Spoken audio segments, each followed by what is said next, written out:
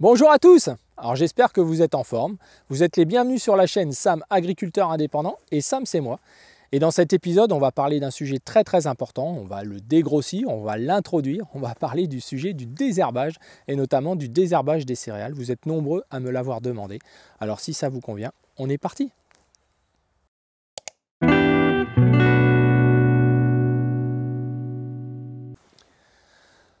Le désherbage, les amis, comme vous le savez, c'est sans doute la préoccupation majeure de tout jardinier, de tout agriculteur, et ce depuis l'aube de l'agriculture. Car en préambule, je vous dirais que c'est un fait, que c'est le désherbage et sa réussite et son évolution, son progrès, qui ont permis une régularité de production dans le monde. C'est le désherbage bien avant les engrais, bien avant la génétique, bien avant les techniques de travail, etc. C'est vraiment la réussite du désherbage, le fait d'avoir des champs propres, qui a permis une régularité de moisson. Et pour ça, il suffit d'échanger avec vos anciens, avec nos anciens, et vous allez voir qu'ils vous diront que les irrégularités de moisson étaient conditionnées par le fait que parfois, ils ne voyaient même plus leur culture, ils récoltaient dans des conditions de salissement, et pourtant ils étaient en agriculture dite biologique quelque part, puisqu'ils n'utilisaient aucun produit chimique, en tout cas dans les années 40-50. Et quand vous échangez avec eux, vous vous apercevez que la première des difficultés pour eux, c'était ça, le désherbage. Et il se trouve que depuis une bonne quinzaine d'années, le désherbage décline tout doucement, c'est-à-dire la réussite du désherbage dans les parcelles agricoles décline tout doucement. Nous avons de plus en plus des parcelles sales, avec une dominante de plantes qui viennent supplanter nos cultures à nous. Alors, on va parler justement de graminées, on va parler de dicotylédones et on va parler de vivaces. Alors ne vous affolez pas, on va faire une partie en extérieur pour introduire et après nous allons aller en intérieur du fait de mauvaise lumière, vous le savez, avec la succession de météo que nous avons. Je voulais me mettre en extérieur juste pour illustrer une chose. Je suis dans un chemin qui, vous voyez, est rempli de graminées, qui pousse, c'est la nature, c'est le retour à la nature.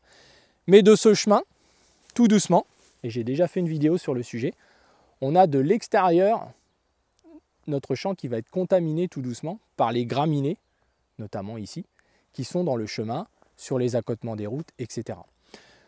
Tout doucement, ils vont aller dans le champ de blé. Ici, là, c'est le champ de blé d'un de mes collègues. Alors, je vous le montre entre guillemets parce qu'il est sale et que de l'autre côté, il y a un champ à moi qui est propre, mais j'ai aussi l'inverse.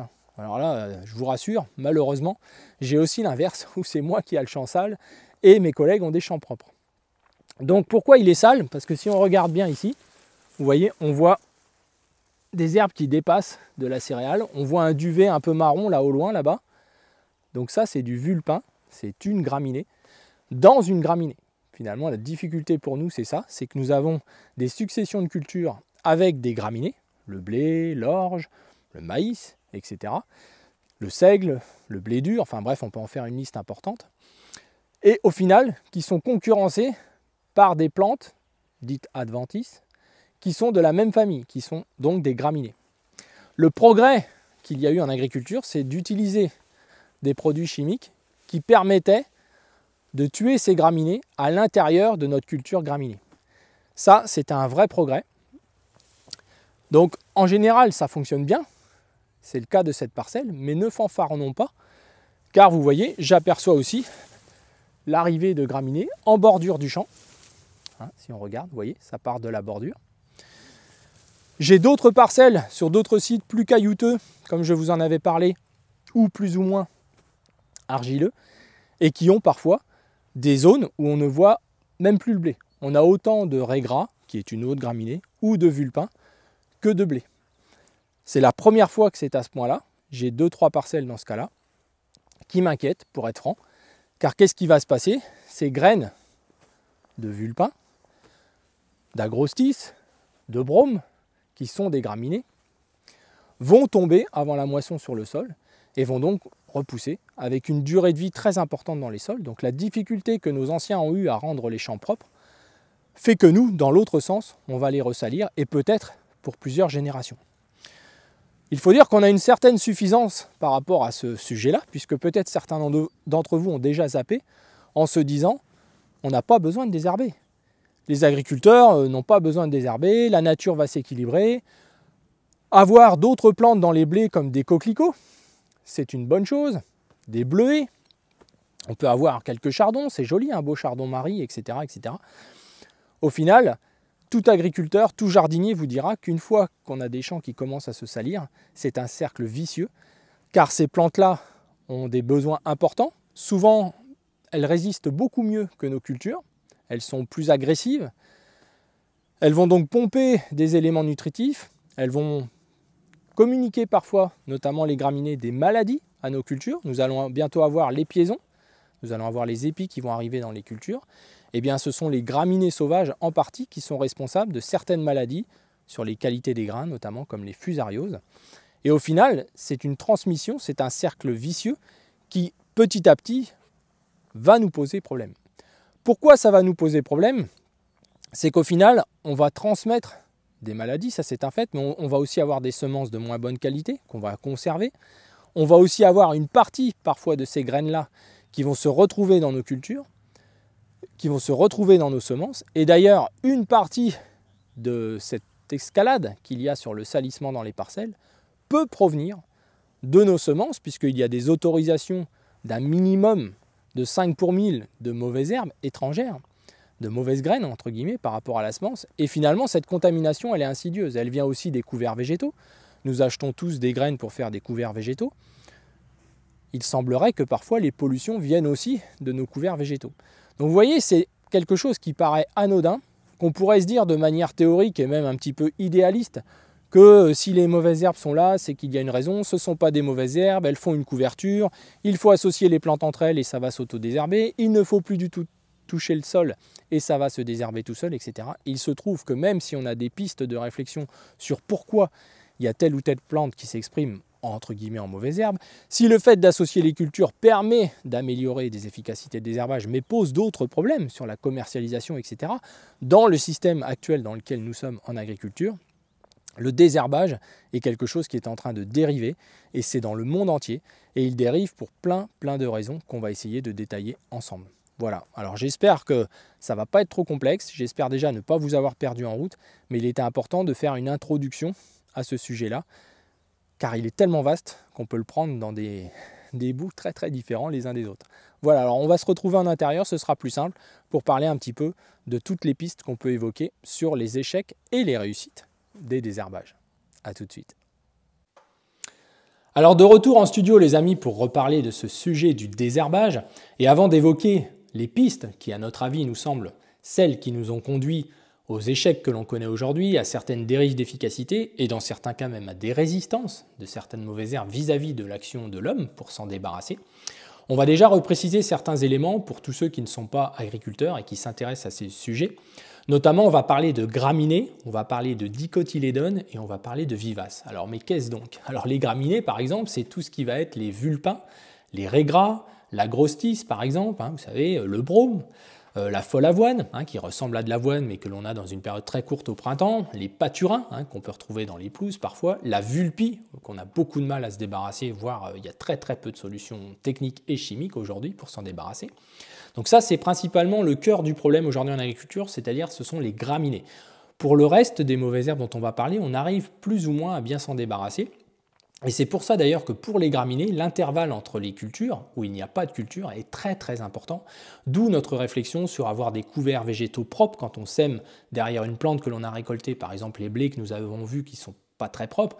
Si on les récolte, on va avoir ces graines de mauvaises herbes qui sont tombées au sol, qui tombent souvent avant la moisson. D'ailleurs, c'est pour ça qu'il y a des systèmes qui se vendent aujourd'hui, qui viennent d'Australie, pour détruire ces graines à la sortie de la batteuse. Mais en fait, en France, dans nos régions en tout cas, au nord de la Loire, on récolte souvent les céréales où ces graminées-là, les raies-gras, les vulpins, etc., les graines sont déjà tombées au sol.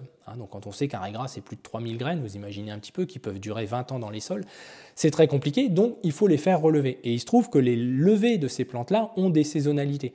Et c'est plutôt à l'automne que relève un raie-gras et un vulpin. Et c'est ça qui est compliqué. Les gens multiplient les faux semis, etc., travaillent le sol pour ça, comme en agriculture bio, mais en fait, ça ne fait pas forcément relever aux périodes où on aimerait que ça relève. Mais en tout cas, d'attendre quelques semaines, on va dire, derrière la moissonneuse avant de faire son couvert végétaux pour qu'il soit le plus propre possible, qu'il n'y ait pas ces graminées qui repoussent de trop dans notre couvert, ça nous semble une piste importante. Donc les graminées, c'est vraiment le cœur de cible, puisque les dicotylédones, donc qui sont une autre catégorie dite de mauvaises herbes, attention, entre guillemets, hein. Donc ce sont les véroniques, les matricaires, les coquelicots, le géranium, etc., etc., le gaillet, hein, donc qui sont, vous savez, les petites boules qui collent là. Donc voilà, donc ça, les dicotes, on a beaucoup plus de solutions chimiques, hein, et techniques aussi, puisque c'est vraiment des levées différentes, quoique avec le changement climatique, on finit par en avoir qui sont plutôt de printemps, qui arrivent même en automne, etc. Donc ça, c'est des constats qu'on a pu observer quand on regarde la nature. Et puis la dernière catégorie, ce sont les vivaces. Alors là, on va parler des chardons, du rumex, des choses comme ça. Et là, c'est très très compliqué. Et d'ailleurs, petite parenthèse, le glyphosate, cette molécule chimique, même en agriculture biologique, va certainement devenir nécessaire, car il y a des endroits où ces vivaces-là se développent tellement que les solutions mécaniques, qui sont les seules utilisables en agriculture biologique, n'apporteront pas de réponse suffisante, hein. Donc c'est vraiment un enjeu important. Et pour les graminées, c'est la même chose. Autant on sait gérer les dicotes, c'est-à-dire qu'on peut remplacer un traitement de glyphosate pour tuer des dicotes par d'autres traitements chimiques de manière assez facile, hein, plus ou moins, on a quand même un éventail de molécules pour ces plantes-là assez importantes, que pour les graminées, on a très très peu de solutions de remplacement, par exemple, pour le glyphosate, qui là joue un rôle très très important dans la gestion des problématiques d'échec, hein, de désherbage en culture, puisqu'on ne peut pas appliquer, nous, dans l'Europe, le glyphosate sur les cultures, ce qui donne un avantage provisoire en tout cas, mais à ceux qui ont ces cultures OGM, car ils peuvent désherber avec un produit qui marche, qui fonctionne bien, sur les graminées, tout en ayant la culture qui survit, ce qu'on ne fait pas chez nous, puisqu'on n'a pas de culture génétiquement modifiée, donc on n'applique pas de glyphosate sur des cultures alimentaires X ou Y de toute façon, puisque le glyphosate tuerait nos cultures, hein, précision importante. Donc ça, c'est déjà un premier point technique. On va ensuite parler des assolements, hein. Les assolements, pour ceux qui ne sont pas agriculteurs, c'est la succession de nos cultures. Donc en général, quand on fait ce qu'on appelle une tête d'assolement, alors c'est quoi une tête d'assolement? C'est le colza, la betterave, le maïs, ce sont des cultures très très différentes qui peuvent être semées au printemps ou à l'automne, comme le colza, c'en est une tête d'assolement, qui est donc différente des graminées que l'on fait habituellement, et que derrière, on peut faire donc ce qu'on appelle une succession, une deuxième tête de rotation, donc où derrière, un colza, on va forcément faire un blé, mais on peut faire aussi des pois, on peut faire autre chose, hein, on peut varier et bousculer ce qu'on appelle les intervalles. Donc la succession des cultures, pour nous, c'est la première des pistes. On a beaucoup trop, mais ce n'est pas notre faute quelque part, mais beaucoup trop de graminées dans nos assolements aujourd'hui en Europe, du fait de la politique agricole commune qui a conduit les agriculteurs vers une sorte de triculture, hein, colza, blé, orge, un peu de betterave pour ceux qui ont des régions adaptées et de quoi les transformer, voilà, un peu de maïs pour ceux qui ont des sols à fond ou de l'irrigation, mais bref, on s'aperçoit qu'on est très très limité par rapport au passé où sur une ferme on pouvait avoir 7-8 cultures différentes, la présence d'animaux peut conduire à ça aussi. Donc la difficulté, elle est déjà là sur la succession des cultures. Pour nous, le meilleur désherbant, c'est bien la succession des cultures. Répéter des cultures, par exemple, on a dit tout à l'heure que les graminées levaient principalement à l'automne, à part la folle avoine ou d'autres, mais le raiggras, le vulpin, qui sont les deux principaux. Le vulpin est la mauvaise herbe graminée la plus problématique dans le monde, hein. Le raiggras, pourtant, c'est ce dont parlent beaucoup les agriculteurs, car il est beaucoup plus résistant, beaucoup plus endurant encore, et on a encore moins de solutions que pour le vulpin. En général, les produits qui fonctionnent sur le raiggras fonctionnent sur le vulpin, hein. Dans l'ordre de complexité, c'est toujours le raiggras le plus difficile à détruire, je parle chimiquement, mais c'est quasiment pareil mécaniquement. Je n'ai pas parlé du chien-dent aussi, hein, qui est la même chose et qui se multiplie parfois dans certains types de production, hein, notamment malheureusement parfois en agriculture biologique. C'est très compliqué. C'est l'association des cultures qui permet de lutter un peu contre les graminées. Donc ça, c'est la première piste à notre avis. Ensuite, la deuxième piste, ce sont les hivers doux. Un hiver doux fait qu'on a des plantes. Avant, le désherbage qui était fait par les agriculteurs parfois à l'automne était en fait succédé d'un hiver difficile qui finalement finissait le désherbage. Aujourd'hui, c'est plus le cas. On a même des mauvaises herbes, le peu qui reste. Dans un désherbage d'automne, on ne fait jamais 100%. Je parle d'un désherbage chimique, c'est surtout là-dessus qu'on va se concentrer. On ne fait jamais 100% d'efficacité. Et le peu de plantes qui restent finalement se renforce durant l'hiver et évidemment au printemps. Il y a des échecs cuisants, pour ne pas dire aujourd'hui, on en parlera dans une autre vidéo, des solutions chimiques, mais on va dire que dans la majorité des cas, au printemps, aujourd'hui, beaucoup de produits ont des dérives d'efficacité, sans parler d'inefficacité totale, voire dans certains cas de résistance, mais qu'il faut toujours vérifier et être prudent par rapport à ce terme-là qui est souvent employé par les agriculteurs. Le troisième piste à étudier, c'est les printemps froid et sec. Alors vous allez me dire, cette année, ce n'est pas vraiment le cas, je suis d'accord, mais de toute façon, c'est déjà trop tard pour des interventions de printemps. Et d'ailleurs, celles qui ont été faites dans beaucoup de cas n'ont pas bien fonctionné, car finalement, le climat ne favorise pas ça. On a beaucoup de produits qui ont besoin de sol humide au printemps pour fonctionner. Et aussi des temps poussants, quand on a des vendaises, des moments où ça sclérose un peu la fonction des plantes de pousser, elles n'absorbent pas bien les produits et finalement elles sont déjà trop fortes par rapport à l'hiver qu'on peut avoir doux et poussant, et finalement ça conduit à des échecs de traitement. La quatrième piste, il faut quand même la reconnaître, c'est la réglementation. On a énormément de produits qui ont disparu, on en parlera dans la prochaine vidéo. Aujourd'hui, il ne reste plus beaucoup de solutions. Et pour certaines, elles sont elles-mêmes celles qui restent interdites dans certains types de sols, dans certains niveaux d'argile, etc. Donc ça complexifie encore l'usage pour les agriculteurs des produits. Il y a, à cause de la réglementation, eu des modifications des doses d'application. Il y a eu des modifications de la fabrication des produits, de certains adjuvants. Et il faut reconnaître aujourd'hui que les produits qui restent sont beaucoup plus light, si je peux employer le terme, à la fois sur l'environnement, et c'est tant mieux, mais aussi sur les mauvaises herbes. Et c'est valable dans tous les types de cultures. On peut tous le reconnaître, tous l'observer pour ceux qui s'y intéressent. La cinquième piste, c'est la piste de l'agriculture de conservation. Il est clair qu'aujourd'hui, la majorité des produits qu'on va utiliser, on parlera des racinaires et des foliaires dans la prochaine vidéo, vont se fixer sur les résidus de récolte, vont se fixer sur l'argile et sur la matière organique. Plus il y a d'argile, plus il y a de matière organique, plus il y a de résidus, plus il faudrait monter les doses des produits dits racinaires qui se fixent sur ce complexe, on va dire. Mais finalement, la réglementation le limite, le coût le limite. Bref, il y a aussi beaucoup de problèmes de ce qu'on appelle la rémanence. La rémanence, c'est la durée de vie, la durée de fonctionnement des produits. Alors c'est tant mieux pour l'environnement parce qu'on a une vraie décomposition de plus en plus rapide. Plus le sol est vivant, moins les produits résistent dans la durée. Mais ça pose aussi des problèmes d'efficacité certains, et ça c'est un constat. Donc on va dire que pour nous, c'est les 5 éléments principaux, on peut en ajouter plein d'autres. Il y a les applications aussi parfois des agriculteurs qui ne sont pas toujours dans les règles de l'art, aux doses qu'il faudrait avoir et aux associations des produits ensemble. Les monoproduits nous ont tous conduits dans des impasses. Nous, ça fait plus de 25 ans qu'on en parle, que ce soit au printemps, que ce soit à l'automne. L'usage de monoproduits, quelle que soit d'ailleurs la cible, que ce soit du désherbage, des insectes ou des maladies, ne devrait pas exister. Mais on en parlera dans une prochaine vidéo, on parlera justement des différentes solutions qui nous restent aujourd'hui, on parlera de l'aspect mécanique. Bref, on essaiera de brosser un éventail de tout ce qu'on pourrait peut-être aider à faire évoluer, ou en tout cas de constater avec lucidité ce qui nous reste, et aussi ce qu'on nous enlève un petit peu plus chaque jour. On aura l'occasion de parler encore de molécules qui s'en vont. Et donc, dans d'autres cultures qui nous permettaient de nettoyer nos champs, on verra qu'on a des sérieux problèmes. Voilà les amis, alors c'était vraiment une introduction. J'espère que ça n'a pas été trop long, mais c'était important de faire un point pour que tout le monde sache un petit peu de quoi nous allons parler et quelles sont vraiment nos problématiques. Et je vous dis à bientôt. Pensez à vous abonner si ce n'est pas fait, la petite cloche, et puis pensez à partager. Et puis alors le petit like me fait toujours plaisir. Et n'hésitez pas dans vos commentaires à me remonter vos expériences et votre vécu. Voilà, restez toujours courtois, c'est important, mais je n'ai pas besoin de le signaler sur cette chaîne. Vous êtes vraiment tous... Je vous dis à bientôt!